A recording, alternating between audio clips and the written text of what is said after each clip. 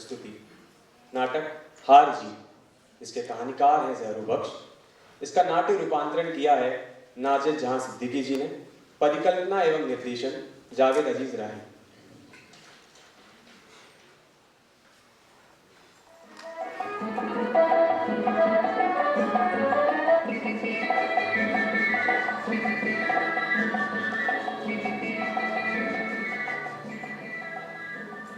शबनम में तुम्हारा चरित्र झांक रहा है, तुम्हारा ही आदर्श बोल रहा है।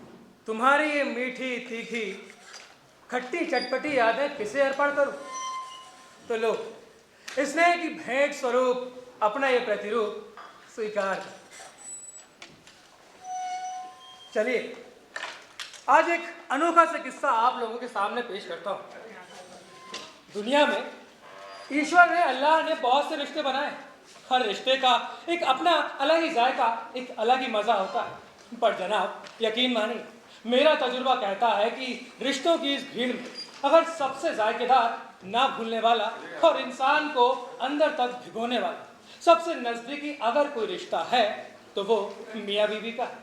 ना एक दूसरे के साथ रहते बने, ना एक दूसरे के बिना रहते बने।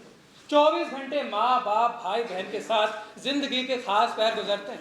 पर जनाब जिंदगी के सारे शानो सैर जो हर जापके से रंग, वो मियाँ बीवी का रिश्ता।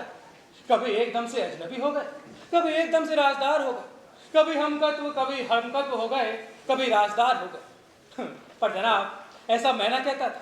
आप सभी गौर से इसलिए देख सुन रहे हैं क्योंकि आप में से हर शादीशुदा को ऐसा लगेगा कि बस यही तो हमारे बीच भी होता है। रहस्य, रोमांस, प्यार, लड़ाई, झगड़ा, दोस्ती, दुश्मनी से भरपूर है ये अनोखा रिश्ता।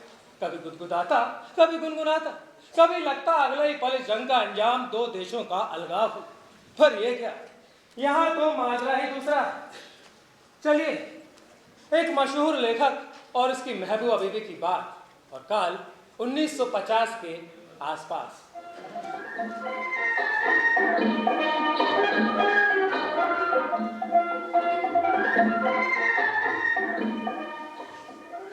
यूं तो आप हमेशा सुलह सफाई के मूड में रहती, पर तू मैं के बादल भी चितराए रहते हैं। पता नहीं कब मौका पाकर गरजने बरसने लगे।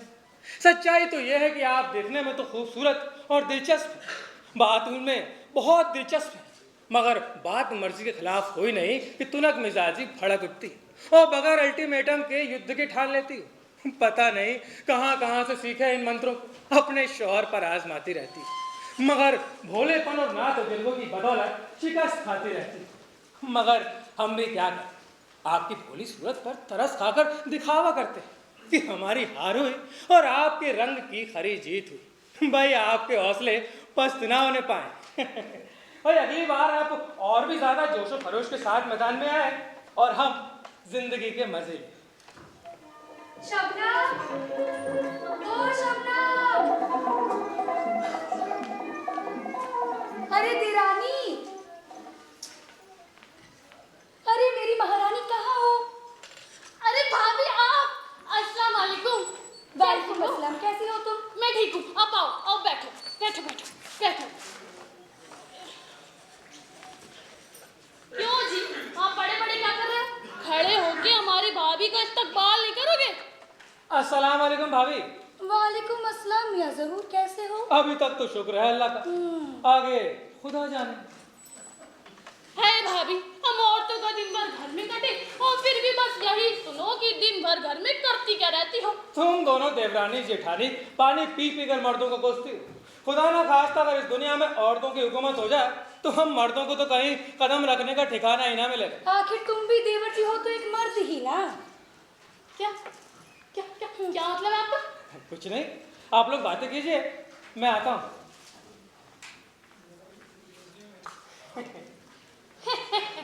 अरे भाभी छोड़ो, इनका तो रोज का है। अच्छा आप मुझे ये बताओ कि आपकी सवारी आ कहाँ से रही है? अरे बस कुछ मत पूछो शबनम, जहाँ देखो इन मुँह मर्दों ने हम औरतों का जीना हराम कर रखा है। सुनो तो सही, हुआ क्या है?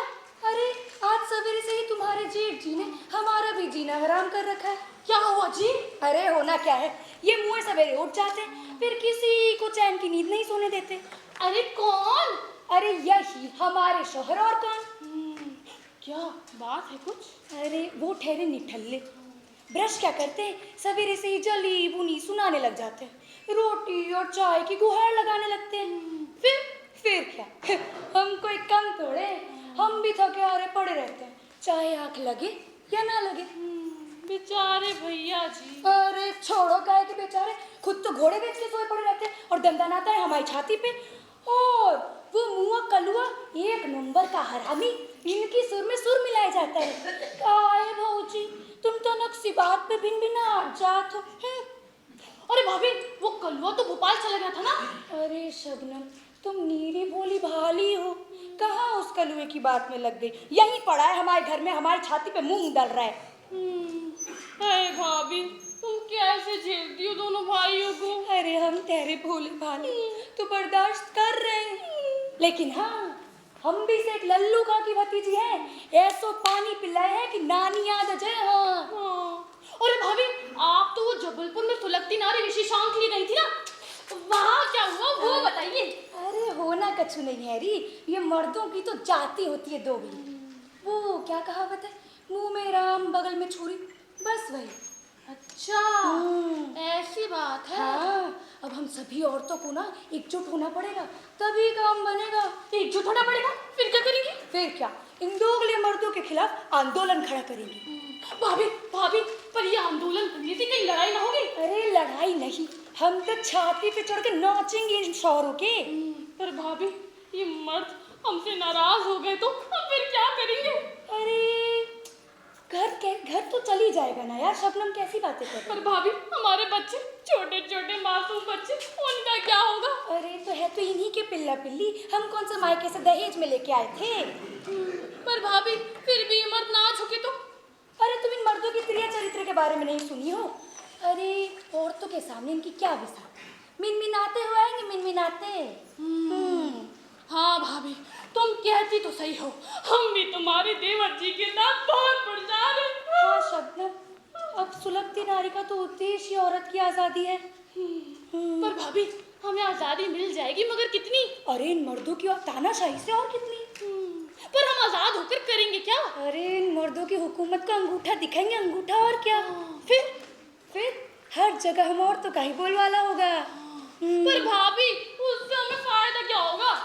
अरे शबनम, तुम बहुत बुद्धू हो रहे, अब तुम खुद ही देखो, देवर जी तुम तो कितनी रौब गाड़ते हैं, खाना बनाना, कपड़े धोना, बच्चों की चिल्ला को सब तुम ही तो करती हो। हाँ, पर वो तो हर नेक और समझदार बीवी का फर्ज है। अच्छा, और देवर जी, तुम्हारे मियाँ जी का कोई फर्ज नहीं? अरे है ना, वो कमा कर लाते हैं और हमारी सारी जरूरतों का ख्याल रखते हैं। क्या खाक कमा के लाते हैं और क्या खाक ख्याल रखते हैं तुम्हारा? सुनो, अगर तुम ना हो ना तो इस घर का कोई काम ना होगा, जहन्नुम बन जाएगा ये घर, जहन्नुम। हाँ, वो तो है। फिर भी वो क्या कहते हैं, नहीं क्या कहते हैं वो, चली कटी सुनाते हैं ना, कभी खुश होते हैं तुम्हारे किसी काम से? अरे काय के खुश होंगे, एक नंबर के तुनक मिजाज के हैं, बस दिन भर यही कहते रहते हैं कि तुम दिन भर घर पे पड़े पड़े करती क्या रहती हो, सब पड़े पड़े रोटियां इधर तोड़ती हो। बस यही तो इन मर्दों की नाक नीची होनी चाहिए थी। हाँ भाभी, तुम सही कहती हो, इनकी नाक नीची होनी चाहिए। हम तो सही कहते हैं, यूं ही थोड़ी सुलगती नारी का मोर्चा था मैं। हाँ, पर भाभी, हमें तुमसे डर ही लगता है।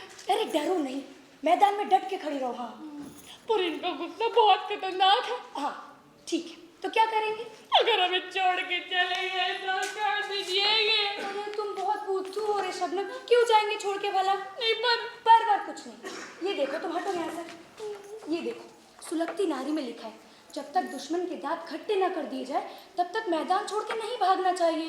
पर भाभी, ये तो खट्टी चीज खाती नहीं है। अरे शबनम, जब तक दुश्मन को धूल न चटा दी जाए तब तक हथियार नहीं डालने चाहिए। हाँ भाभी, पर भाभी, आपकी सुलगती नारी कहीं मुझे वो अंगारा न बन जाए। शबनम, तुम्हें कोई नहीं समझा सकता, तुम जैसी औरतों की वजह से हम जैसी औरतें मर्दों की हुकूमत झेल रहे हैं, लानत है, छी। अरे भाभी, नाराज मत हो, आओ ना, बैठो, गुस्सा नहीं होते भाभी, गुस्सा नहीं होते, बैठो। देखो, मुझे कमजोर मत समझो, मैं भी बहुत दम रखती हूँ। ये हुई ना बात। अच्छा, ये किताबें रखो और इन्हें ध्यान से पढ़ना, खास करके ये खुदगर्जी का पुतला, तुम्हें हिम्मत मिलेगी। ठीक है, मैं ध्यान से पढ़ूंगी। अच्छा, ये रिसाले भी देख तू। हाय री औरत, कांटे की छाया में बेचारा ये फूल। ये मर्द कितना जुल्म करता है ना हम अबला औरतों पर। कांटे की छाया में बेचारा ये फूल। भाभी, अब तुम देखना मैं कैसे मजा चखाती हूँ। मैं कोई जालिम मर्द की मासूम बीवी बनकर नहीं रहूंगी। देखना तुम, धड़कता शोला। सही बात है, अगर औरत और मर्द एक बराबर है तो ये शौहर हम बीवियों को गुलाम बना करके रखते हैं। आने दो मियाँ जी को, खबर लेती हूँ। शाबाश शबनम, ऐसे ही डटे रहे, घबराना नहीं। अच्छा बहन, अब मैं चलती हूँ, बहुत वक्त बीत गया ना। फातिमा के घर भी तो जाना है, उसके मियाँ जी से भी वो बहुत परेशान है, जरा दिलासा दे आओ। चलो बहन। अरे भाभी, चाय तो पीती जाती है। अरे चाय वाय फिर किसी और दिन। अरे शबनम, मैं तो भूल ही गई, सुलगती नारी में एक नया लेख छपा था, धधकता शोला, औरतों की आज़ादी की नई धड़कन। मैंने तो पढ़ लिया है, तू भी पढ़ लेना, हिम्मत मिलेगी। ठीक है भाभी। चल, खुदा हाफिज, खुदा तेरी हिफाजत करे।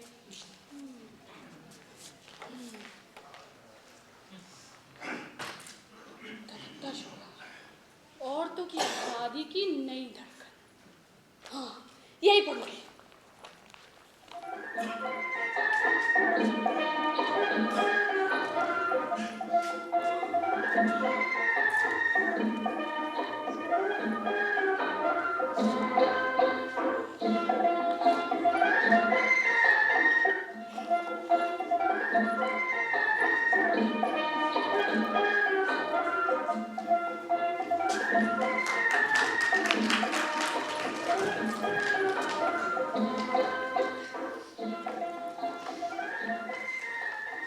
जब भाभी साहिबा चली गई तो बेगम साहिबा ने भाभी की दी हुई किताब धधकता शोला एक ही सांस में पढ़ डाली। तो बेगम साहिबा ने हमसे आकर सवाल किया।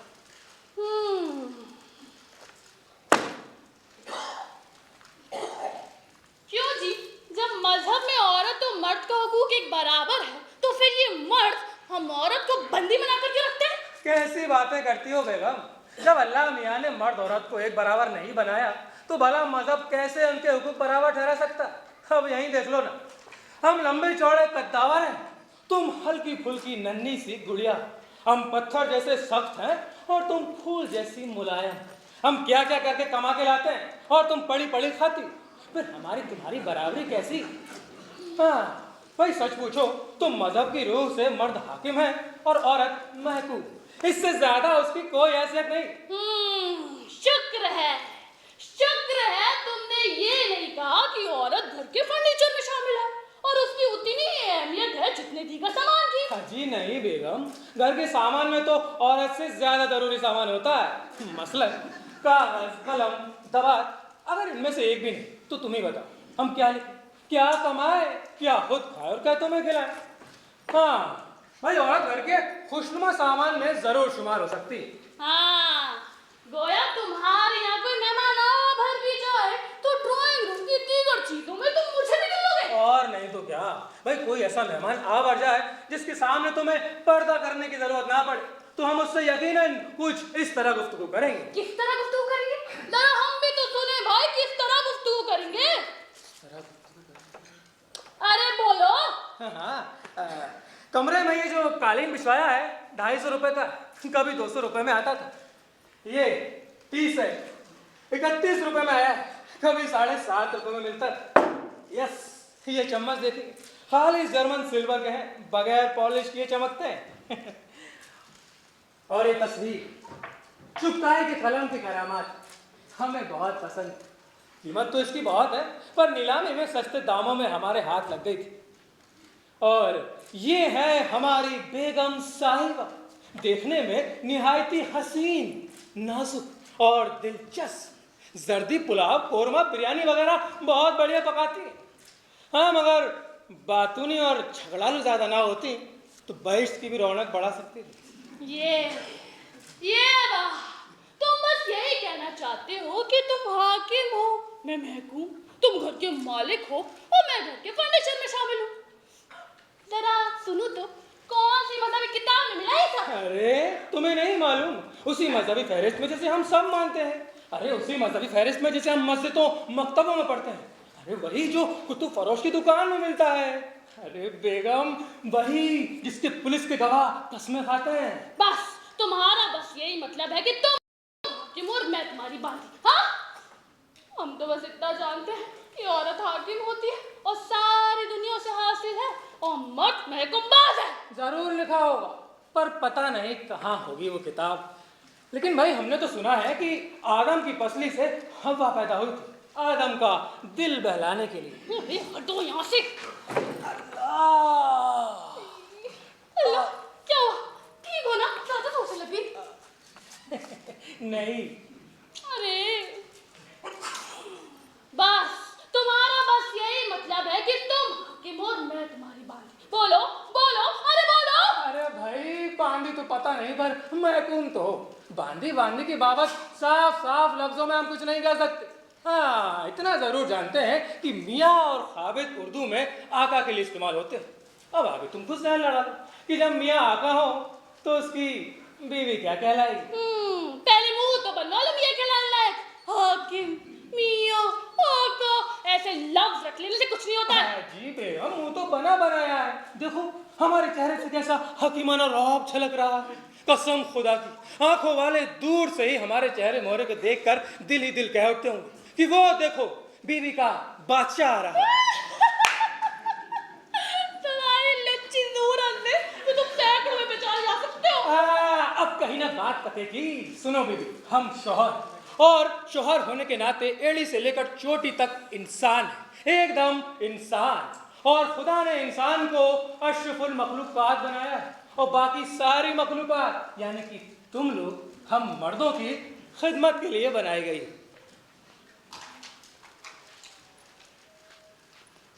तो क्या औरत इंसान नहीं होती? तौबा तौबा, भाई किसने कहा कि औरत इंसान नहीं होती?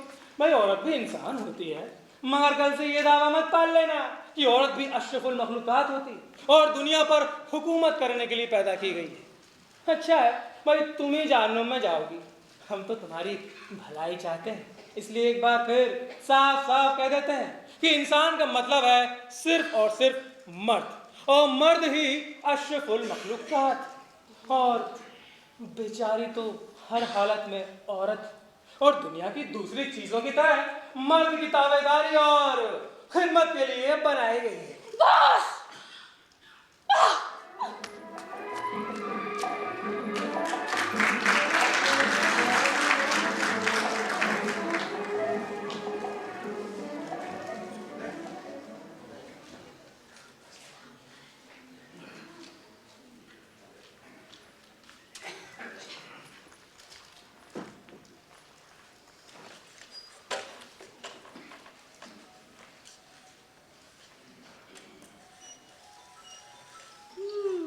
अजीब बात है, अगर ऐसा है तो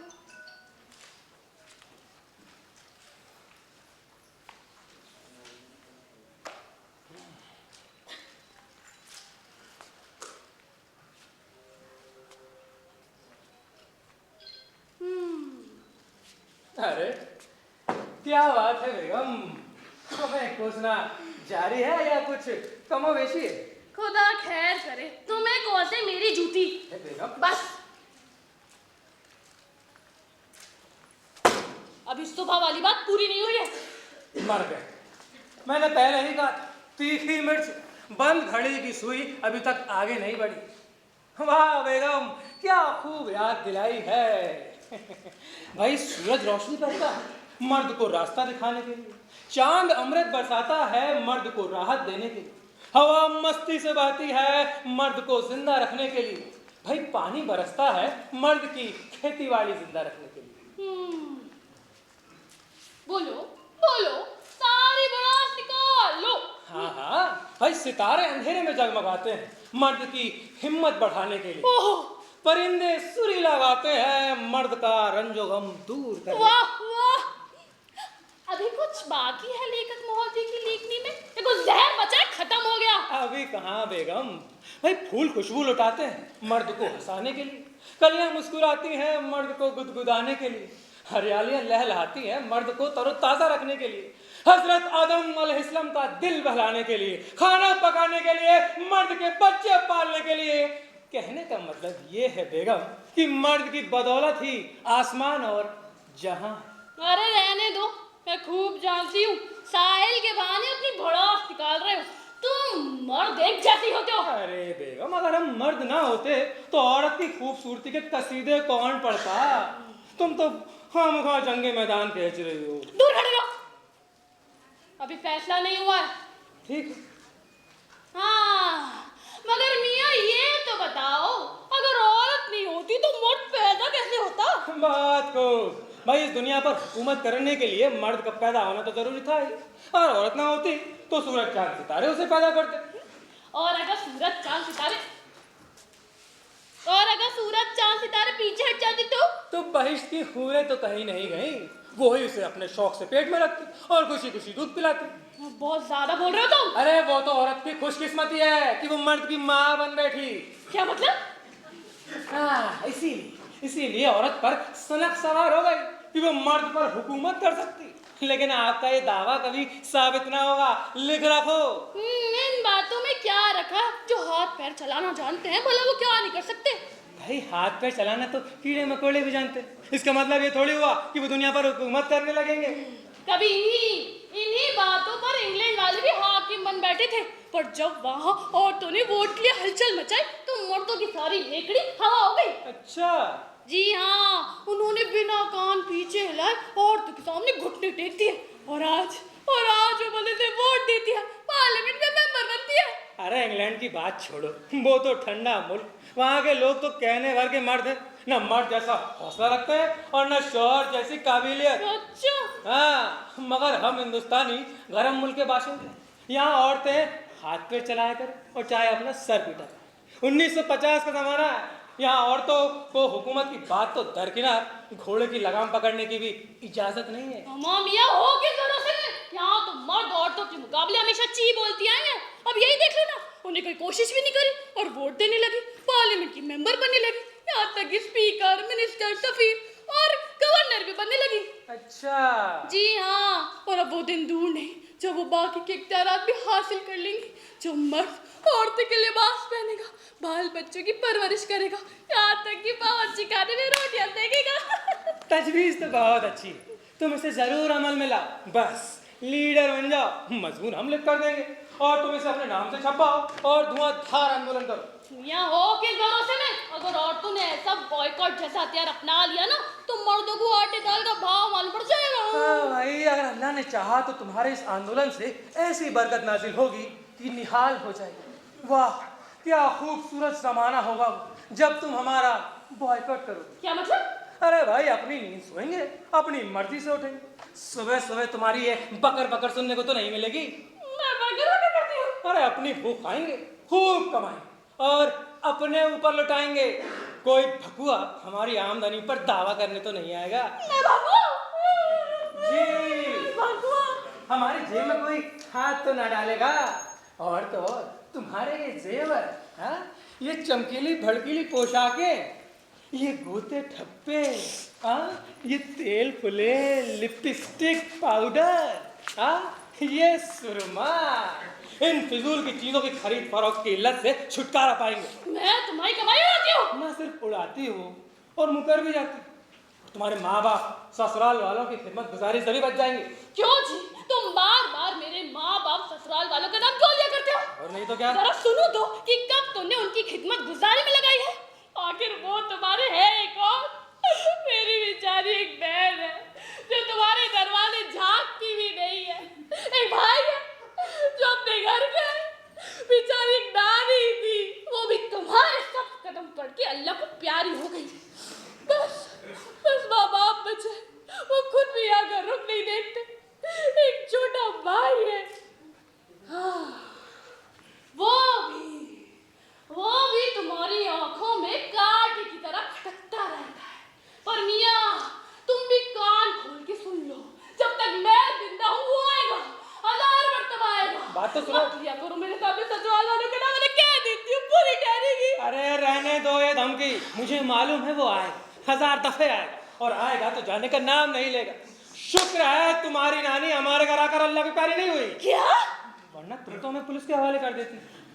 आपसे अर्ज है कि अगर आप मरने लगे तो खुदा के वास्ते अपने घर चली जाना, वरना ससुराल वाले तुम्हारा खून हमारे सर ठोक देंगे। क्यों इतने बेजारा तो बोलते हैं? बेजारा तो जीने वाली नहीं हूँ। हमारी यहाँ तो वैसे भी औरतें काले बाल लिए फ्लट सिधार जाती है। अब देख लो ना हमारी चचेरी बहन को, जो जो जवान हुई क्यों क्यों मरती गई। बस मैं भी ज्यादा तो जीने वाली नहीं हूँ। हाँ भाई, हम ऐसे खुशनसीब कहाँ है।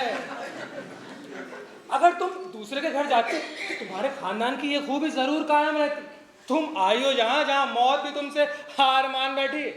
तुम्हारा ये काला चूड़ा, काले से भूरा, भूरे से चिट्ठा और चिट्ठे से ना जाने क्या क्या रंग बदले, मगर मरना पड़ेगा तो हम ही को।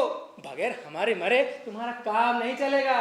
बस तुम बेखतरे रहो, बेफिक्र रहो, तुम मरने वाली नहीं हो। मैं तुम्हें मार कर ही मरूंगी। क्यों तुम मुझे ऊपर कोसते रहते हो? अगर दुनिया सुनेगी तो क्या बोलेगी? नहीं नहीं नहीं, दुनिया कुछ ना कहेगी। हमें मार कर भी तुम जीती रहोगी। तुम बेफिक्र रहो बेगम, तुम मरने वाली नहीं हो। अल्लाह ने तुम्हें गलत कैसे दी? तू तो गलत करे खाला जान दो। मुझे जादू में झोंक के चली गई। यहाँ कोई पूछने वाला भी नहीं है। क्या बीत रही है मुझ पे अल्लाह?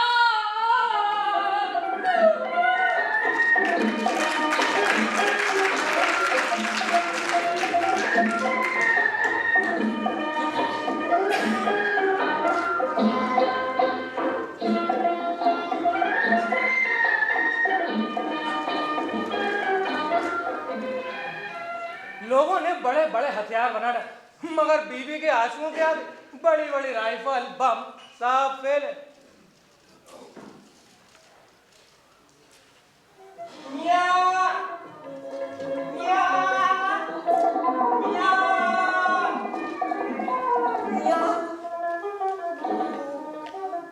क्या मुसीबत है भाई?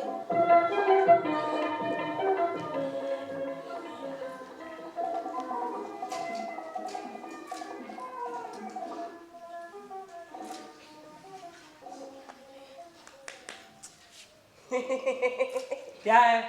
मियाँ कहाँ को गए थे तुम? हम तेरे को सारा शहर खोजता फिरा भाई। क्यों खोजते फिरे? तेरे को नहीं पता? बेगम साहिबा दिन भर टप टप टप टप करके रोता रहा और उनका पेट ऐसा गिर पिर करके आवाजा करता रहा और वो खाना भी नहीं खाते भाई। कहाँ है बेगम? कोरट गई। कोरट? नहीं नहीं नहीं नहीं अपने कमरे में है। तुम जाओ, मैं देखता हूँ।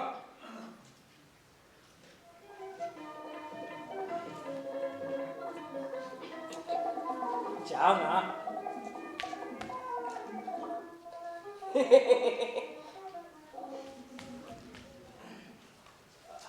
बेगम, बेगम। क्या है? अरे ये कोई वक्त है सोने का? अब उठोगी भी या सोती रहोगी? अरे क्यों परेशान कर रहे हो मुझे? हटो यहाँ से। लो हट यहाँ से। खाना खा लिया? तुम कौन हो पूछने वाले? हम कौन? अरे तुम्हारे प्यारे शौहर, मियाँ, आका, या जो चाहो समझ लो। फिर वही बात, मत बोलो मुझसे। हेलो हेलो, काय को आवाजा करते हैं आप? जल्दी इधर आ। पहले भगाते फिर बुलाते, काय को बुलाया? वो जबलपुर वाली ट्रेन कब आती है? मेरे को क्या मालूम? तो जाना पता कर क्या क्या पता करूं? कि जबलपुर वाली गाड़ी कब आती है। जा। पता करता कि जबलपुर वाला गाड़ी कब को आता, कब को जाता और बेगम साहिबा को कब ले जाता, पता करता। या अल्लाह, क्यों? सब खैरियत तो है? कहाँ जाने का इरादा है? सुनाने फसलों से क्या कहा, जहाँ सींग समाएंगे वहीं चल जाऊं। अरे भाई, सींग तो यहाँ भी समा सकते हैं। अगर नहीं समा सके तो थोड़े थोड़े छटवा लो। हमें छेड़खानी बिल्कुल अच्छी नहीं लगती है।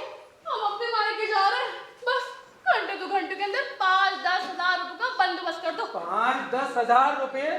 ना 500 ना 50। भाई जबलपुर का किराया तो 3 से आने, चाहो तो 700-800 ले लो। क्या करोगी 10,000 रुपए का? कुछ भी करूंगी, मेरी मेहर रख दो। महर? हाँ मेहर 10,000 बांधी थी कि नहीं? बांधी थी ना?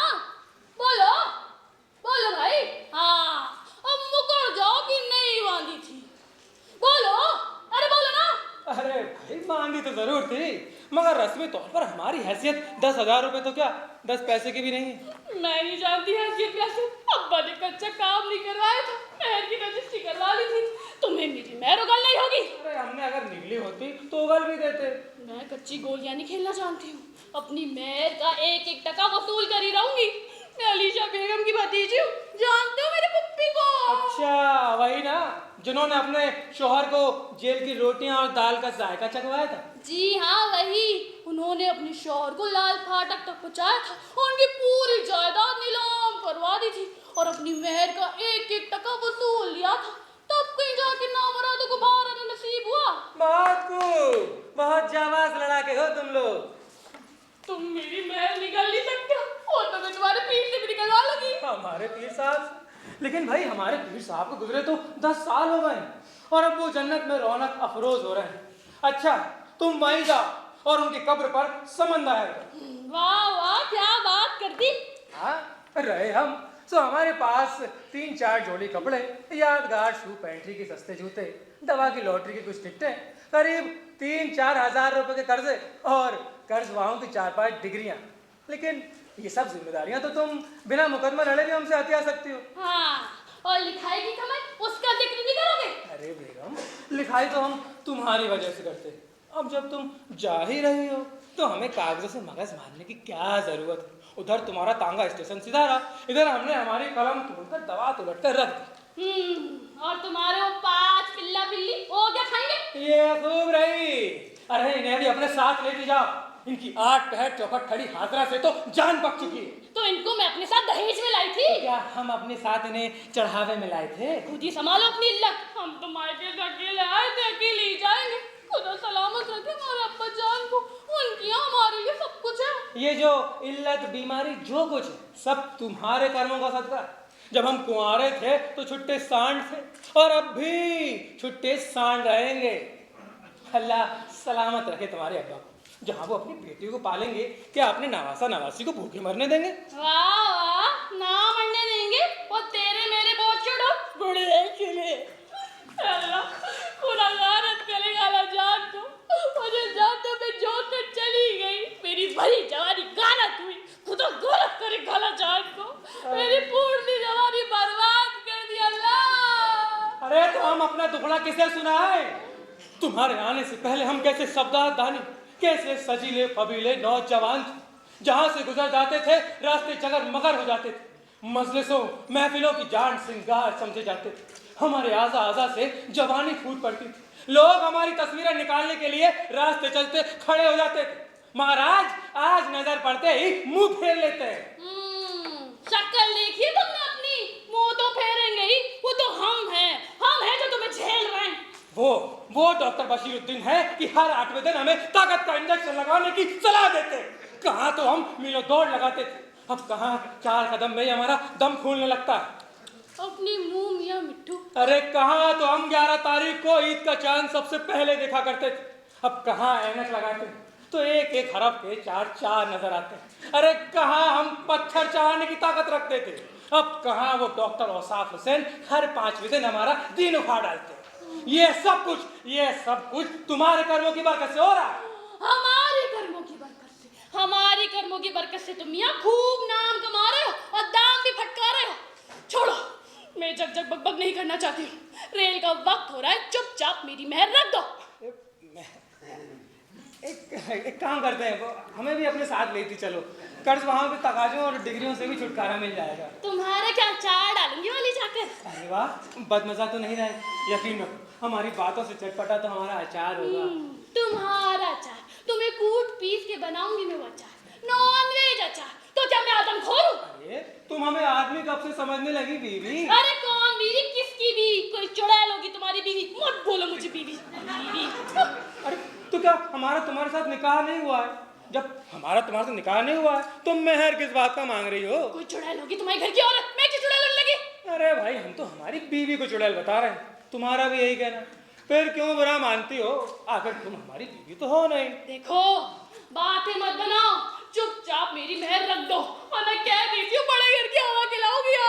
वही चक्की पीसते पीसते हाथों में गट्टे पड़ जाएंगे। मियाँ, किस पैर में हो? उड़ली को बड़ी फिरते हो। अगर कलम घिसना ना भुला दिया तो मैं भी अब्दुल रहमान की बेटी नहीं हूँ। अरे हम कलम घिसना भूलें और चाहे ना भूलें, तुम तो किसी तरह हमें भूलो और कहो तो जेल की हवा खाने और चक्की पीसने के खौफ से बचने के लिए हम ही कहीं निकल भागते। हाँ, निकल भागना तो आसान नहीं, क्यों जॉर्ज पंचम की हुकूमत है। भागोगे तो जाओगे कहाँ, डूबोगे तो बचोगे कहाँ। जॉर्ज पंचम, उनको गुजरे मुद्दतें हुई, जन्नत नशी हो गए। अब तो उनकी हुकूमत उस दुनिया में है जिसकी सरहद कब्र से आगे शुरू होती। अच्छा है, जाओ तुम भी चोला बदल कर वहीं पहुंचो और दिल खोल कर अपना मुकदमा लड़ो। ये बात, तुम मुझे मारना चाहते हो। ठीक है, अगर तुम्हारी यही मंशा है तो मैं जरूर मरूंगी। हाँ, पर याद रखना, जब हश्र में मेरा हाथ होगा तुम्हारा गिरबान, जब तक जानम रसीद दिखा दे तब न लूंगा। अरे रहने दो ये धमकी, हम वहाँ कमीज पहनकर थोड़ी जाने वाले। खैर तुम्हें हक है, तुम कुछ भी कर लेना, ना ही गिरवा होगा और ना ही तुम्हारे हाथों में कोई तकलीफ, मगर तुम वहाँ पहुँचने का कोई काम तो करो। मैं खूब जानती हूँ, खूब समझती हूँ। जब तक तुम मुझे कब्र में दफन नहीं देख लोगे, तुम्हारे कलेजे में टंडक नहीं पड़ने वाली। ठीक है, अगर तुम्हारी यही इच्छा तो यही मरकर दिखा देती। तुमने मेरी जिंदगी अजीरा डरा रखी है, पर अगर तुम्हें फिर भी सुकून नहीं तो यही मरकर दिखा देती हूँ। तुम पे काबू नहीं, पर दिल पर तो काबू है। अरे वाह वाह बेगम, तुम तो शायरी का भी शौक रखती हो, मगर जाहिर करने बैठे भी तो कब, जब मरने के ठान चुकी हो। कुछ ही देर के अंदर मरहूम हो चुकी होगी। अगर पहले पता चल जाता तो हम दोनों मिलकर शायरी किया करते, 1 और 1 11 बनते। दोनों की मिली जुली शायरी का बल्ब 11 कैंडल पावर की रोशनी से हमारा घर जगमगाया करता। क्या मंशा है तुम्हारी? क्या बस अपनी किसी का खून कराना चाहते हो? चुपचाप हमारी नजरों के सामने से हट जाओ। ठीक है, जाते हैं, अपना मुंह कहीं छिपा लेते हैं।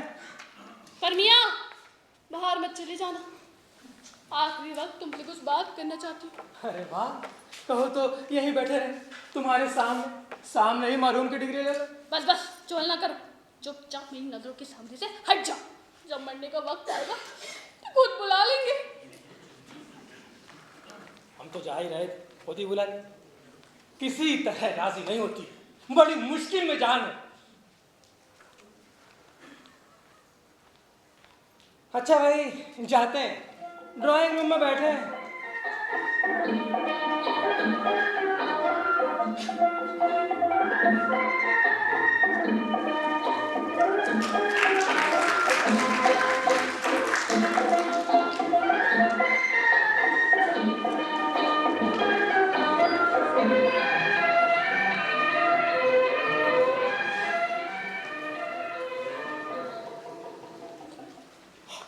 हमारे दिलो दिमाग पर क्या बीत रही है हम ही जानते हैं। हमें खूब तजुर्बा है बेगम साहिबा। बेगम साहिबा का इरादा कितना पुख्ता, बाप रे बाप, बुलंद हौसला रखती, बात की धनी और जिद की पक्की। हमारी शरीक हयात, कसम खुदा की, जब हम उनकी आदतें और तासीर पर गौर करते तो रह रहकर हमारा दिमाग चक्कर खाता और दिल धड़क धड़क कर हिचकोले लेता। जनाब, बेगम साहिबा से हमें मोहब्बत तो है, मगर अब ये मोहब्बत तूफानी सूरत इख्तियार कर रही। इसलिए हम बार बार सोच रहे हैं कि अब आगे क्या हो। तमाशबीन तरह तरह की बातें बनाएंगे, पुलिस वाले खुदाई फौजदारों की तरह धूम मचाएंगे, ससुराल वाले कानूनी दाव पैंच लड़ाएंगे, अखबार वाले सनसनीखेज ख्याली खबरें उड़ाएंगे। ये सब खतरे हमारे रोम रोम में कपकपी पैदा कर रहे हैं। या खुदा, हमारे घर में कोई बड़ी बूढ़ी भी नहीं जो किसी तरह डांट डपट कर सुलह सफाई करा दे। मियाँ, बेगम साहिबा तेरे को जल्दी बुलाता है, तू जल्दी चलेगी? क्यों? बेगम साहिबा एड़ी से लेकर चोटी तक पूरा सिंगार करके बैठा। सिंगार इसलिए? पता नहीं, पर हाँ, वो इधर ही को आता। नहीं, तुमको उधर बुला रहा है। नहीं, वो इधर ही को आता है। नहीं, तुमको बुला।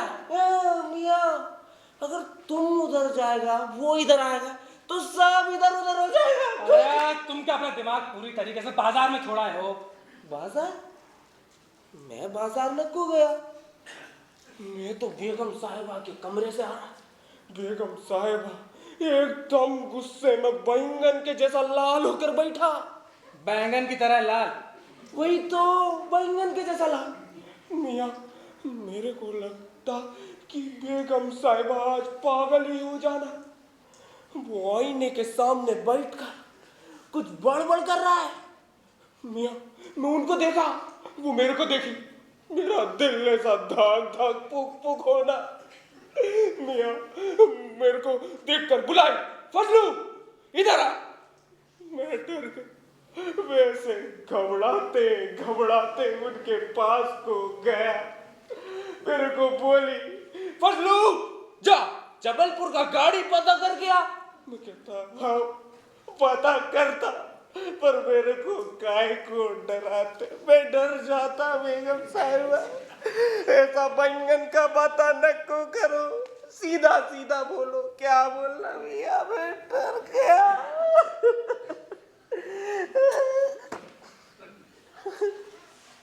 जबलपुर वाली गाड़ी? हाँ मियाँ, जबलपुर का गाड़ी, जबलपुर का गाड़ी। मियाँ, मेरे को लग रहा है कि बेगम साहिबा जबलपुर जाने को होना। ठीक है, तुम जाओ, अब दरवाजा लगा लो, कोई भी अंदर नहीं आने पाए। हाँ, और कोई बाहर भी ना जाने पाए। हाँ।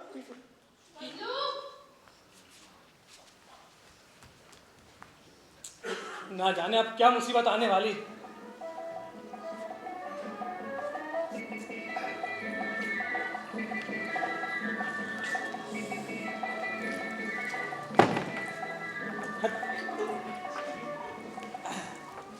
अल्लाह खैर करे। हमारा दिल आपको देखकर जोरों से धड़क रहा है। क्या अकेली जाएंगी या हमें भी साथ लेकर जाएंगी? बैठ जाइए। खुश करम, बिना खंजर के कत्ल कर रही, क्या हमारी जान की बख्शिश हो गई? कलम दवात और कागज लाइए, जाइए। जी लाते हैं। या खुदा, मुझ अजीम शान शख्सियत को पुलिस के सामने फजलू नंगा कर दे। कहेगा बेगम साहिबा से रोज मियाँ खूब लड़ती थी, उसे सोटी से मारती। बेगम साहिबा फूट फूट कर रोती, खाना भी नहीं खाती। लड़ाई में मियाँ बीवी के कीनों से मारे। या अल्लाह, बड़बड़ाइए मत, जो बोल रहे हो करिए।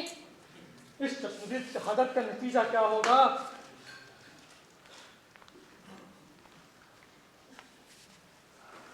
बताइए, क्या लिखे? लिखो, लिखो कि मैं अपनी रजा रगबत से खुदकुशी कर रही हूँ। रजा रगबत से खुदकुशी? खुदकुशी? और मैं अपने शौहर को माफ करती हूँ। माफ? और मेरे जाने के बाद मेरे कोई भी अजीज रिश्तेदार मेरे शौहर पर मेहर का दावा ना करे।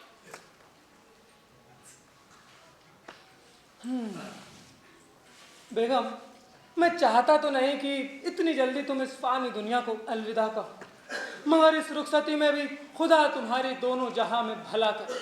खुदा कसम बीबी, तुम्हारी ये नेकी हमें ता जिंदगी याद रहेगी। बस बस, ये चिकनी चुपड़ी बातें मत करो, जो बोल रही हो लिखो।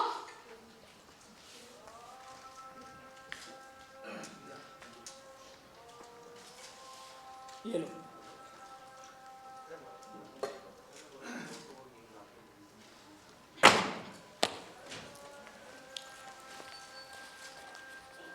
ये लो। ये क्या? ये पिसा हुआ कांच है, इसे फाड़ कर मैं अपनी जिंदगी खत्म करने वाली हूँ। मियाँ, पिछले महीने भाभी ने भी यही कारनामा किया था।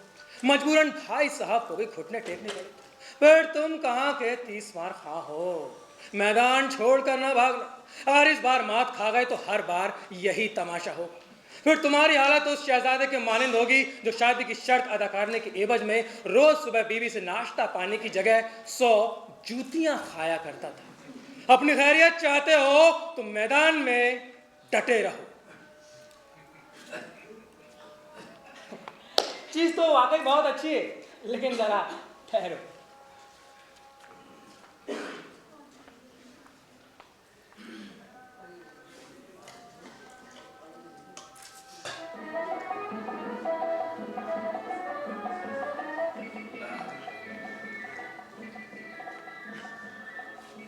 ये लो, और बिस्मिल्लाह पढ़कर वो पुड़िया खा और ऊपर से घटा-घट ये पानी पी। अल्लाह ने चाहा तो गले में कोई तकलीफ नहीं होगी और पुड़िया भी अपना बरम दिखाने में देरी नहीं करेगी। जाओ, नहीं बच्ची, तुम मेरे मामले में बोले क्या? ये हिम्मत, ये दिलेरी, ये है तुम्हारी बहादुरी। इसी बिरते चली थी हम मर्दों से इख्तियारात छीनकर हुकूमत हासिल करने। ज्यादा जीत की खुशी मत बनाओ, बेहोश हो जाओगे। अरे एक पुड़िया तो थाक ना सकी, ना हुए हम तुम्हारी जगह। एक नहीं 50 पुड़िया फाक कर बताते हैं। बड़े आए। हाँ, अब तो मानो कि मर्द मियाँ आका है, हाकिम है और अशरफुल मखलूकात कहलाने के 16 आने काबिल। तुम जैसे शौहर पर कुर्बान होना सरासर बेवकूफी है। तुम्हारा क्या, हम मर जाएंगे तो तुम ना जाने इस घर में कौन सी कोई टंडी को ले आओगे। तुम्हारी नजरों में तुम्हारी बेटी बनी नहीं है, और हमारे बच्चे, माँ बाप, उनका तो सोचो। बस उनके ख्वाब ने अपने इरादा बदल दिया। बेचारे दुख के मारे सर पीट के मर जाएंगे। तुम्हारा तो कुछ नहीं जाएगा, हमारा पूरा माइंड हो जाएगा। रहने दो ये धमकी। जो मरने से डरते हैं ना, वही ऐसी बातें करते हैं। क्या है? तुम हमें मारने क्यों चाहते हो? हम तो तुम्हें मारना नहीं चाहते। अरे हाँ, अगर हम चाहें भी तो क्या होता है। और हम इतने बेवकूफ थोड़ी हैं जो जबरदस्ती मरकर अपनी प्यारी बीवी का सुहाग हो जाए। तुम्हें तो मालूम है कि वो अच्छी खासी चुड़ैल है। अगर हम मर भी जाएं तब भी हमारा पीछे नहीं छोड़ेगी।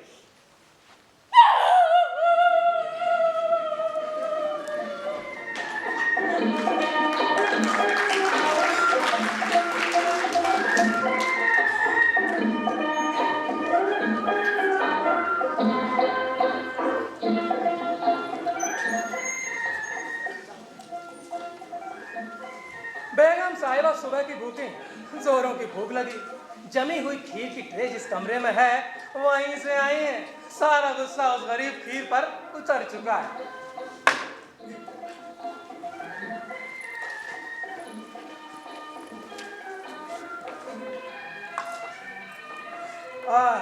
खाने में सब कुछ, लेकिन सुबह की खीर कहाँ गई?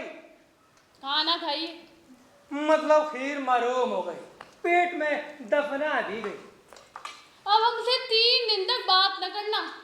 फजलू, जी बेगम साहिबा। जा किसी को सालन ला दे। आओ। सुन, किसी को रोटी भी दे दे अच्छे से सेक कर। आओ। अरे भाई फजलू, मैंने बहिश्त ज़ेवर में रसूलुल्लाह की हिदायत पढ़ी कि एक मुसलमान भाई को दूसरे मुसलमान भाई से 3 दिन से ज्यादा नाराज नहीं होना चाहिए और बोलचाल भी बंद नहीं रखना चाहिए।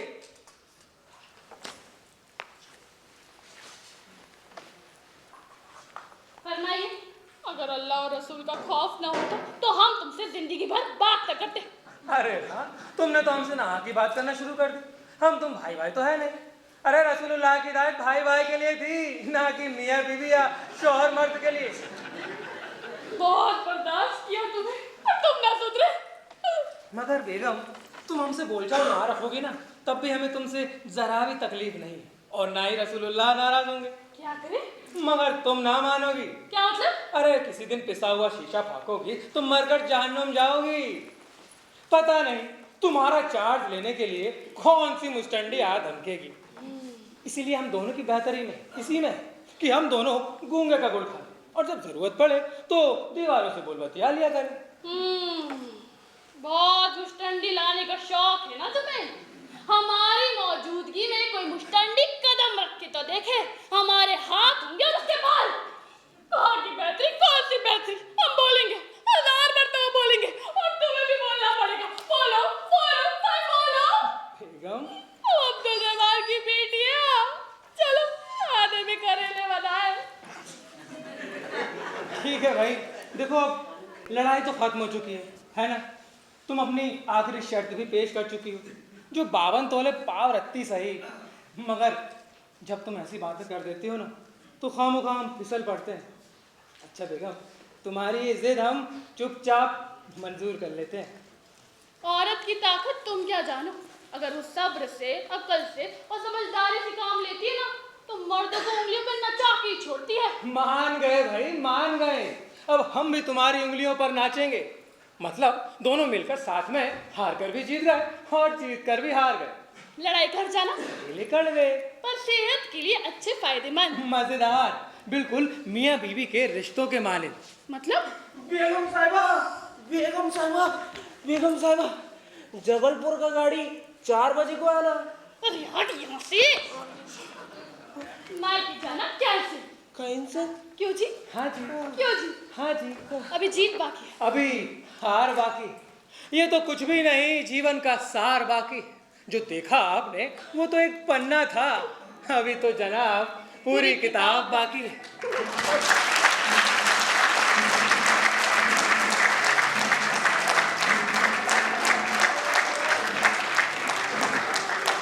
तो ये था नाटक हार जीत। हम सभी अपने दर्शकों से थोड़े 5 मिनट का और वक्त चाहिए।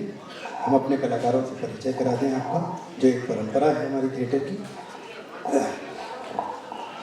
आइए सारे लोग, मेरी टीम आइए सब लोग।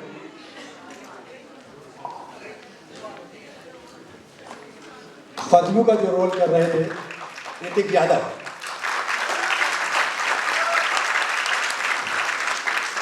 जेठानी ज्योति दत्ता, लेखक दिव्यांश सिंह, और जो बेगम का रोल कर रही थी उल्फी हुसैन, और मेरे बाकी 7 टीम के लोग हैं वो आए स्टेज पर आ जाए। तनवीर भाई आइए। मंच के पीछे जो थे मंच व्यवस्थापक उन्नीस चौरसिया, मंच परिकल्पना अमित पांडे, मंच सामग्री डायमंड सोनी, संगीत संचालन अर्शीद खान, अर्शीद खान, प्रकाश राहुल महाकाल, तनवीर अहमद, वेशभूषा वसीम खान, रूप सज्जा ज्योति दत्ता, पोस्टर डिजाइन जसवंत कुशा। तो ये थी हमारी प्रस्तुति नाटक हार जीत। निर्देशक जावेद अजीज। और इस नाटक का जो कहानी का जो नाट्य रूपांतरण किया था नाहिद जहां सिद्दीकी।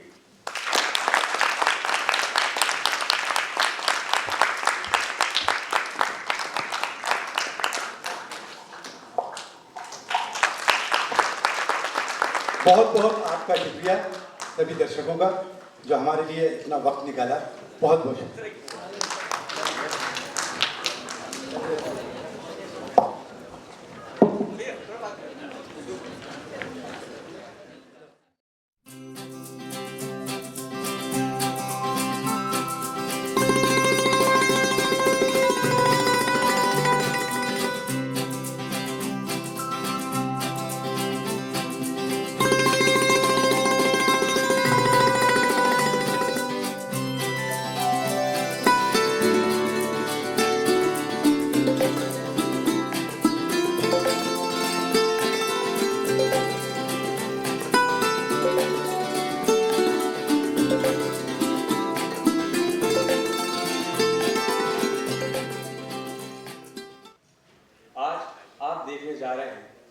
थिएटर की प्रस्तुति नाटक हार जीत। इसके कहानीकार हैं जहरू बख्श। इसका नाट्य रूपांतरण किया है नाजिर जहां सिद्दीकी जी ने। परिकल्पना एवं निर्देशन जावेद अजीज राही।